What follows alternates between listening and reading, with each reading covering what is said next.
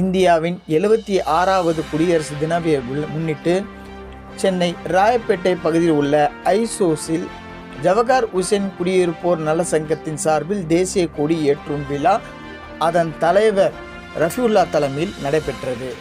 இவ்விழாவுக்கு சிறப்பு அழைப்பாளராக கலந்து கொண்ட தமிழ்நாடு முஸ்லிம் லீக் கட்சியின் மாநில தலைவர் முஸ்தபா அவர்கள் தேசிய கொடியை ஏற்றி வைத்து துப்புரவு பணியாளர்களுக்கு அரிசி, பருப்பு உள்ளிட்ட மளிகை பொருட்களும் மற்றும் பள்ளி மாணவ மாணவிகளுக்கு டிஃபின் பாக்ஸ், பள்ளி உபகரணங்கள் ஆகியவை வழங்கினார்.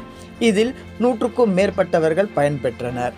அப்போது சங்கத்தின் செயலாளர் மன்சூர், பொருளாளர் அமானுதீன், துணைத் தலைவர் சமியுல்லா, துணை செயலாளர் இஸ்மாயில், இணை செயலாளர் உதயகுமார், சங்க செயலாளர் முகமது அஸ்லாம், அணி செயலாளர் முன்வர் அலிஷா, ஒருங்கிணைப்பாளர் உஸ்மான் அகமது, செயற்குழு தலைவர் முன்வர் பாஷா, சங்க உறுப்பினர் அகமது ஷரீப் ஆகியோர் உடனிருந்தனர்.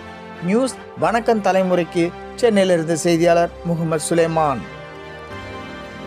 எங்களது செய்தியை அனைவருக்கும் ஷேர் செய்யுங்கள்.